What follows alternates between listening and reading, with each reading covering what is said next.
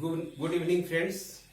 आज मैं आप लोगों के सामने ज्योग्राफी का एक टॉपिक जिसका कि नाम है गंगा नदी तंत्र। गंगा नदी तंत्र। आज हम लोग गंगा नदी तंत्र का अध्ययन करेंगे। गंगा नदी तंत्र का अध्ययन करने से पहले हम भारत का ये जो मानचित्र है, सबसे पहले हम लोग थोड़ा उसको समझते हैं। ये आपका जो इलाका है ये पड़ जाता है आपको उत्तराखंड।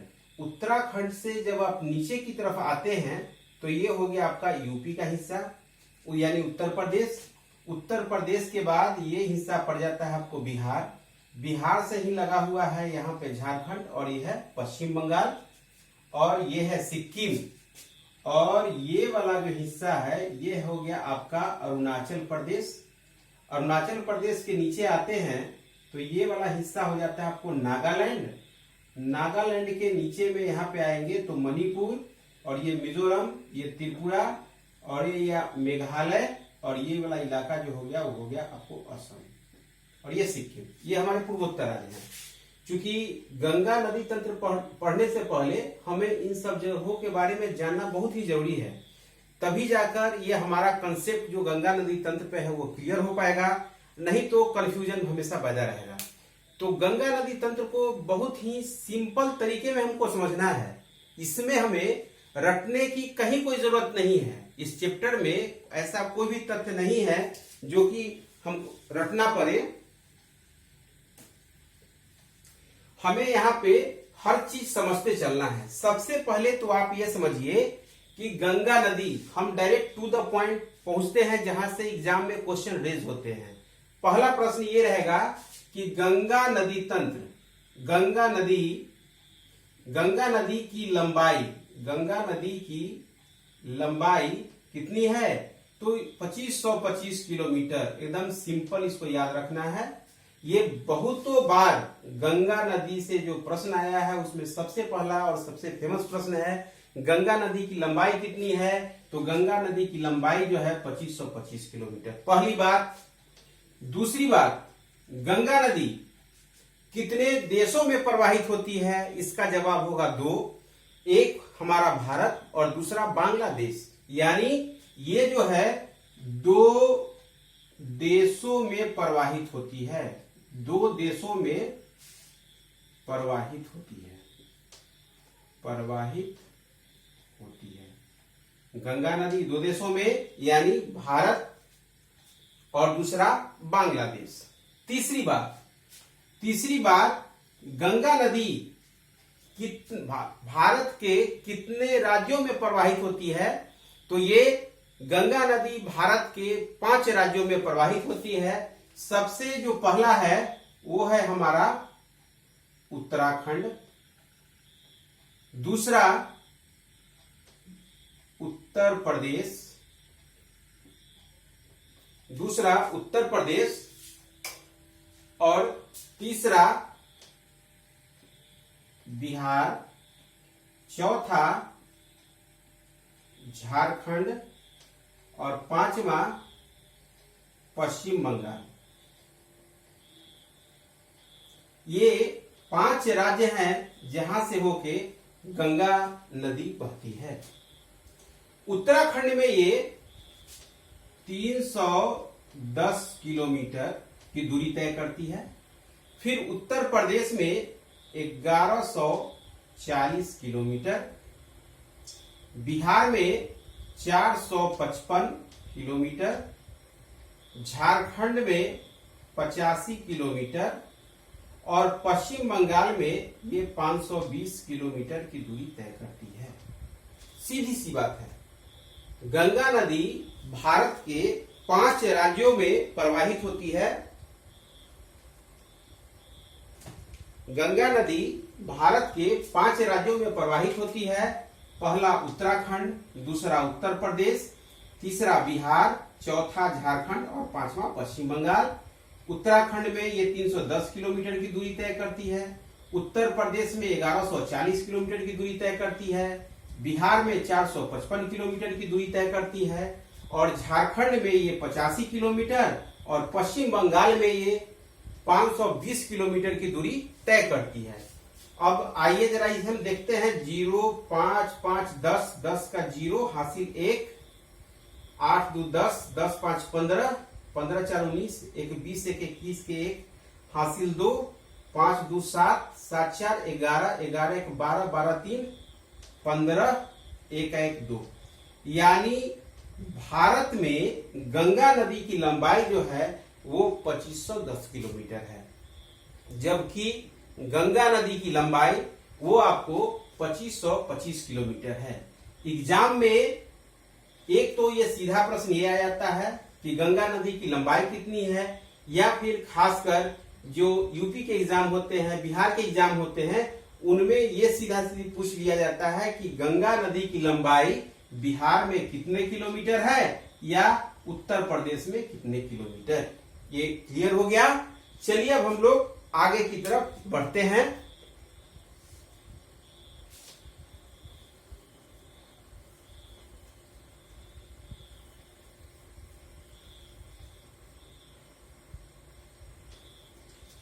गंगा नदी को लेकर मन में एक हमेशा प्रश्न रहता है बना हुआ।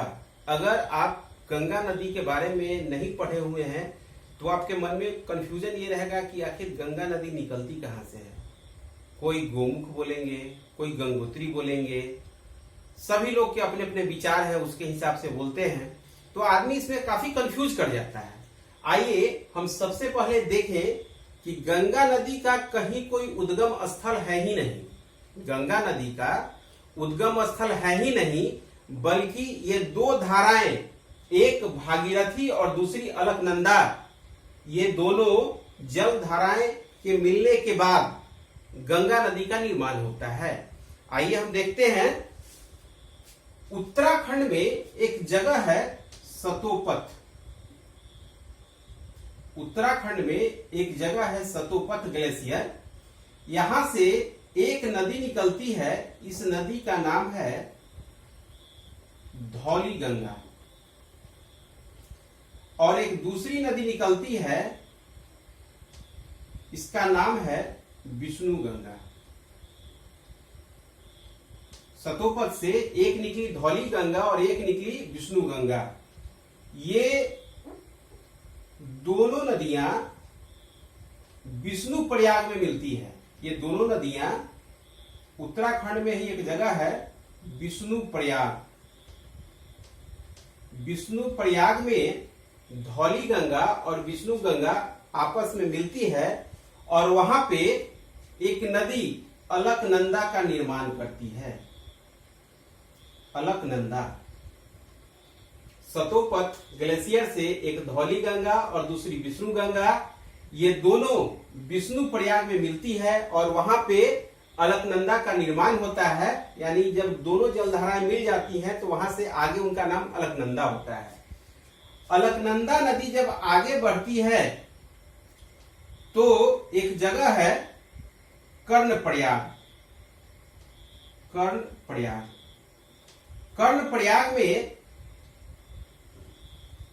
कर्णप्रयाग में पिंडार नदी, कर्णप्रयाग में पिंडार नदी आकर अलकनंदा से मिल जाती है। फिर कर्णप्रयाग से आगे जब बढ़ती है अलकनंदा तो एक जगह आता है रुद्रप्रयाग। रुद्रप्रयाग, रुद्रप्रयाग में मंदाकिनी नदी, ये नदी आ रही है, कौन सी नदी है? मंदाकिनी नदी आकर अलकनंदा से मिल जाती है। फिर ये आगे अलकनंदा के नाम से आगे बढ़ती है और यहाँ पे उत्तराखंड में ही एक जगह है देवप्रयाग। इस देवप्रयाग में उत्तराखंड के उत्तरकाशी जिले में गोमुख के निकट गंगोत्री ग्लेशियर है। गंगोत्री ग्लेशियर है, यहां से एक नदी निकलती है, इस नदी का नाम है भागीरथी। इस नदी का नाम है भागीरथी और देवप्रयाग में जब अलकनंदा और भागीरथी दोनों की जल धाराएं जब आपस में मिलती है तो वहां से इसका नाम गंगा कहलाता है। यह है गंगा का वास्तविक उद्गम स्थल। एक अलकनंदा नदी और दूसरी भागीरथी नदी, ये दोनों के मिलने से गंगा नदी का निर्माण हुआ है। आइए हम आगे देखते हैं। यहां पे आप देख रहे होंगे ये रेड कलर से जो बना हुआ है वो है गंगा नदी। ये भागीरथी और अलकनंदा दोनों के मिलने से, दोनों कहां मिलती है? देवप्रयाग में। देवप्रयाग उत्तराखंड में एक जगह है और यहां से इसका नाम गंगा पड़ जाता है। अब गंगा में चूंकि गंगा की बहुत सारी सहायक नदियां हैं, तो कुछ गंगा की वैसी सहायक नदियां हैं जो गंगा नदी के बाएं तट पे आके मिलती है, यानी इस साइड से मिलती है। दूसरी कुछ प्रायद्वीपीय भारत की नदियां हैं जो गंगा से दाहिने तट पे मिलती है।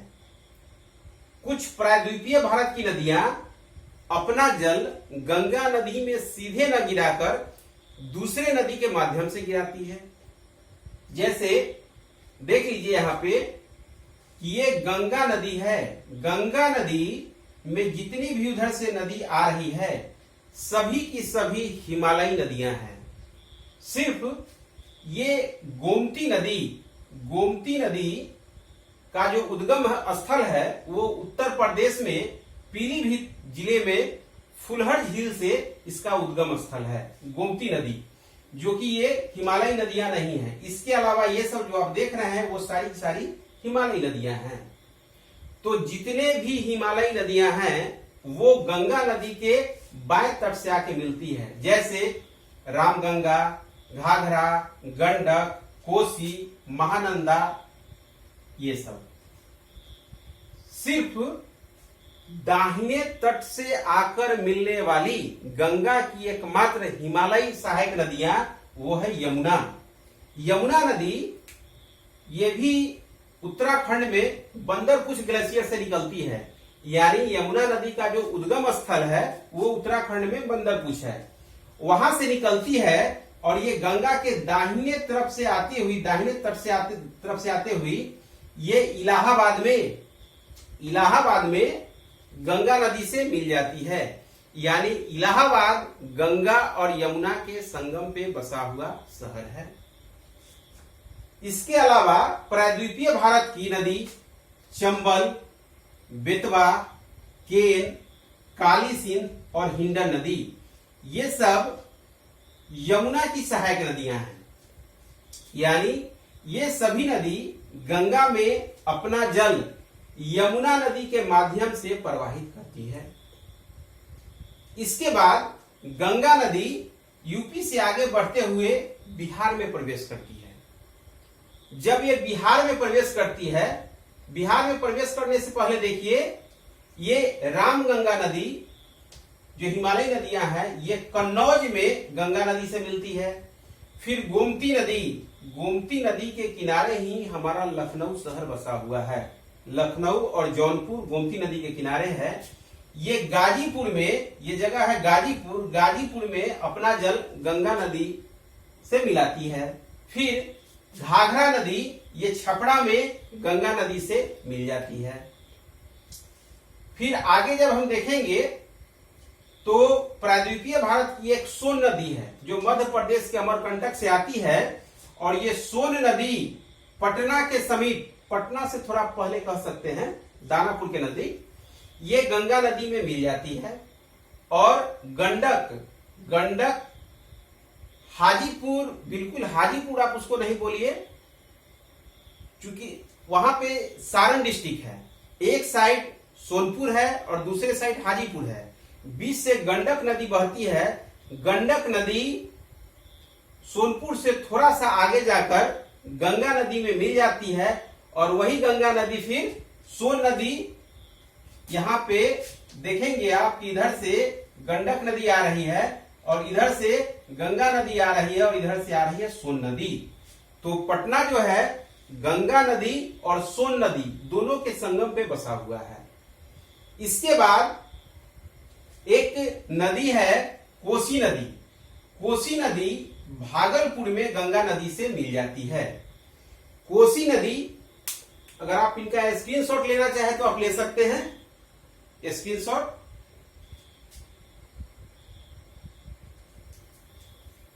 आइए थोड़ा हम कोसी नदी के बारे में जान ले। कोसी नदी अपना मार्ग बदलने के लिए विख्यात है। होता क्या है, बिहार का इसे शोक कहा जाता है। कोसी नदी को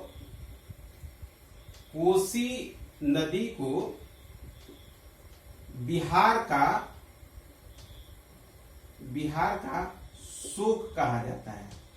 कारण देखिए, जब कोई भी नदी की कुछ अपनी विशेषता होती है। नदी जैसे गंगा नदी ही देखिए, गंगा नदी जब शुरुआत में पहाड़ों पे चलते रहती है तो इनका रफ्तार काफी तेज रहता है। यहां पर उत्तराखंड में ही एक जगह है हरिद्वार, वहां पर गंगा मैया पहली बार धरातल पे आती हैं। जब धरातल पे आती हैं और जो उनका पर्वत पे रफ्तार रहता है, दोनों के रफ्तार में अंतर हो जाता है। और जैसे जैसे नदी अपने मुहाने की तरफ जाती है, मुहाने कहने का अर्थ यह हुआ कि नदी जहां पे अपना जल अंतिम रूप में छोड़ देती है, यानी समुद्र में छोड़ देती है, उस जगह को बोलते हैं मुहाना। तो हरिद्वार के बाद इनका रफ्तार धीरे धीरे जो है कम होते चला जाता है। और बहुत सारे नदी का स्वभाव है कि अपने साथ कंकर, पत्थर, बालू, बहुत सारे मलबे को भी ढोते हुए चलती है। तो कोसी नदी जो है, कोसी नदी जैसे कि कोसी नदी चल रही है इस तरह से, और नदी का जो स्वभाव है अपने अगल बगल जो है जितने भी मिट्टी है, बालू, कंकर, पत्थर सबको काटते हुए, और क्या होता है कि ये नदी आगे चल के अपने साथ जो बहुत सारा गाद लेके चलती है, ये अपने गाद में ही उलझ के रह जाती है। ये नदी आई और बहुत सारा अपने साथ गाद ली हुई है। अब नदी क्या है, आगे बढ़ नहीं रहा है, क्योंकि गाद जो है, जो नदियों द्वारा लाया गया गाद है, नदी उसी में उलझ के रह गई। अब इसकी कभी एक धारा इधर निकल जाएगी या फिर कभी एक धारा इधर निकल जाएगी।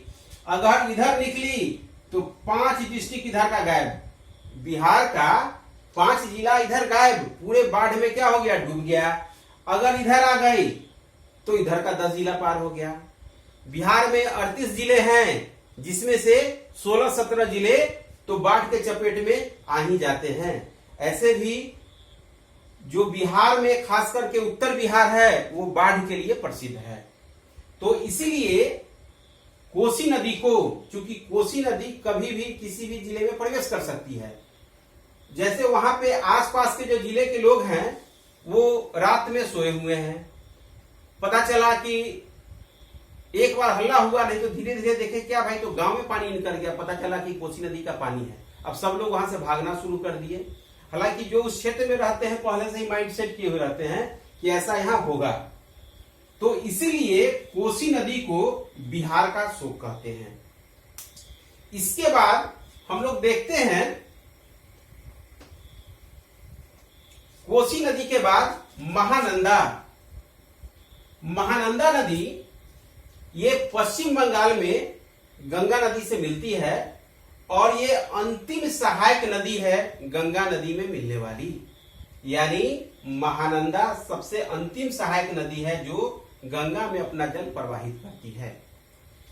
तो हम देखें कि सबसे पहले उत्तराखंड, उत्तराखंड के बाद उत्तर प्रदेश, उत्तर प्रदेश के बाद बिहार, बिहार के बाद झारखंड, बहुत कम हिस्सा झारखंड का, हमने पहले ही बताया आपको 85 किलोमीटर, और झारखंड के बाद ये पहुंचती है वेस्ट बंगाल। वेस्ट बंगाल यानी पश्चिम बंगाल में जब गंगा नदी पहुंचती है तो ये 2 वितरकाओं में बढ़ जाती है। एक का नाम है हुगली और दूसरे का नाम है भागीरथी। एक का नाम है हुगली और दूसरे का नाम भागीरथी।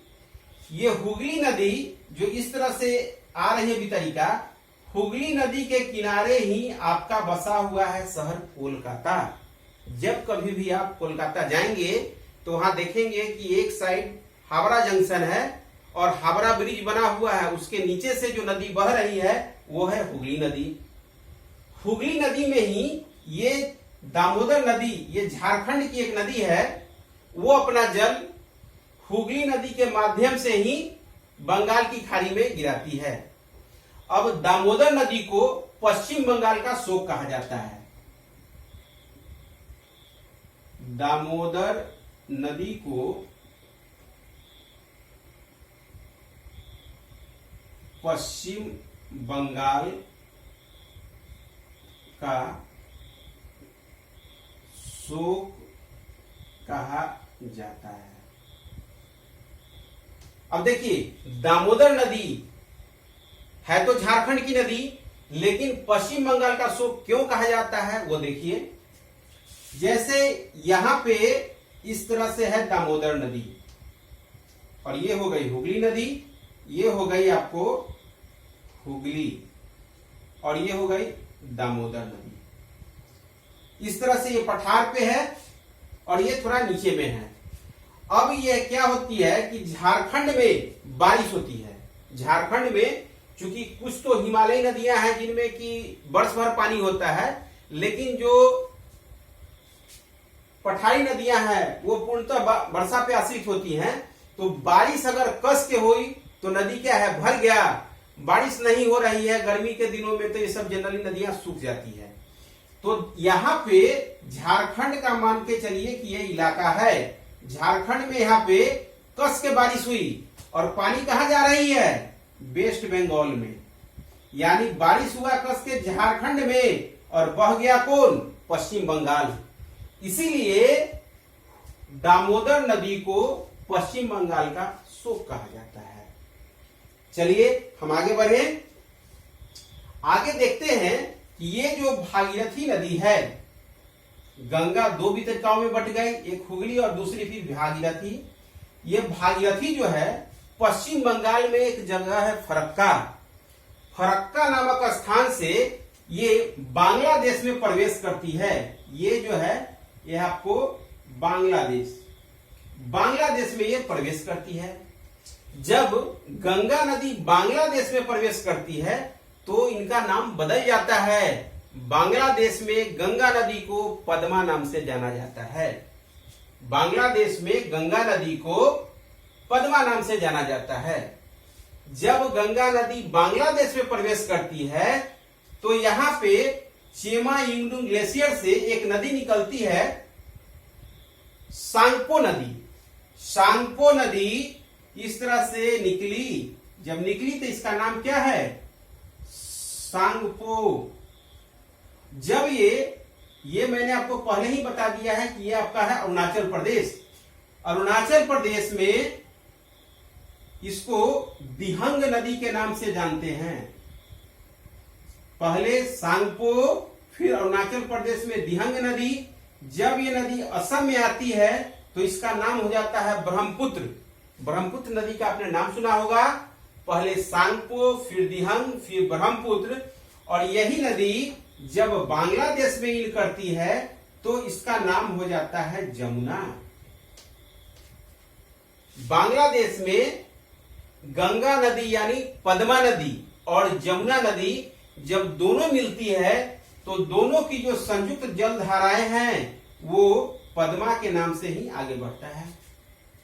फिर जब ये आगे बढ़ा तो ये जगह है एक मणिपुर। ये मैंने बताया आपको इलाका, ये है मणिपुर। मणिपुर की एक नदी है, इस नदी का नाम है बराक या मेघना नदी। बराक या मेघना नदी। मेघना नदी, ये मेघना नदी आकर मिल जाती है किसमें, पद्मा नदी से। और ये अंत में जब बंगाल की खाड़ी में अपना जल गिराती है तो मेघना नदी के नाम से ये गिराती है।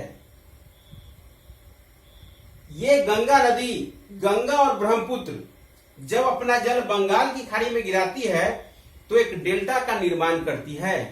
और गंगा ब्रह्मपुत्र का डेल्टा विश्व का सबसे बड़ा डेल्टा और तेजी से बढ़ता हुआ डेल्टा है। आइए हम लोग जाने कि डेल्टा आखिर होता क्या है।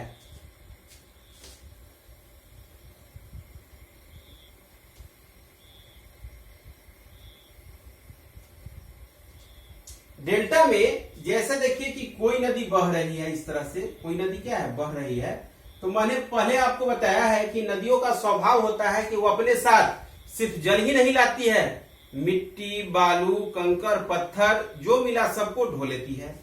ढोने के क्रम में क्या होता है, ये आगे का मार्ग जो है अवरुद्ध हो जाता है। जैसे जैसे मुहाने के नजदीक पहुंचती है तो इसका मार्ग क्या है, अवरुद्ध हो जाता है। अवरुद्ध होने के कारण एक धारा इधर से निकल के चली जाती है, एक धारा इधर से निकल के चली जाती है। मान के चलिए कि यही क्या है, बंगाल की खाड़ी है, बंगाल की खाड़ी। इसमें गंगा नदी अपना क्या है, जो पद्मा और जमुना यानी गंगा और ब्रह्मपुत्र, ये नदियों की पानी जो अपने मुहाने पे जाती है तो इस तरह से निकल गई, फिर यहां से निकल गई, फिर यहां से निकल गई। तो होता क्या है कि इनकी एक धाराएं नहीं होती है बल्कि हजारों धाराएं होती है और ये आकार जो है डेल्टा का रूप ले लेती है। यही है गंगा और ब्रह्मपुत्र का डेल्टा। इसे सुंदरबन का डेल्टा भी बोलते हैं। सुंदरबन का डेल्टा इसलिए बोलते हैं क्योंकि वहां पे सुंदरी नामक वृक्ष पाई जाती है।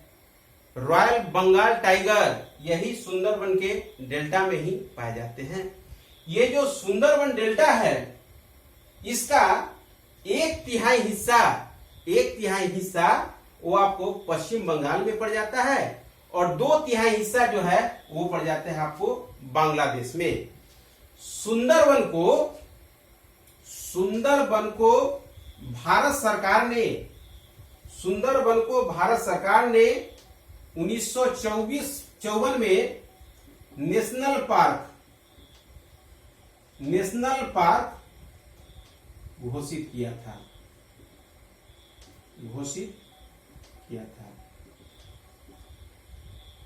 ये है आपका पूरा गंगा नदी तंत्र। आप इसे 1-2 बार ध्यान देकर पढ़ लेंगे तो हम उम्मीद करते हैं कि आपका कोई भी प्रश्न जो गंगा नदी तंत्र से आएगा वो गलत नहीं होगा। आप जरूरत है सिर्फ 1 से 2 बार इसे पढ़ने की।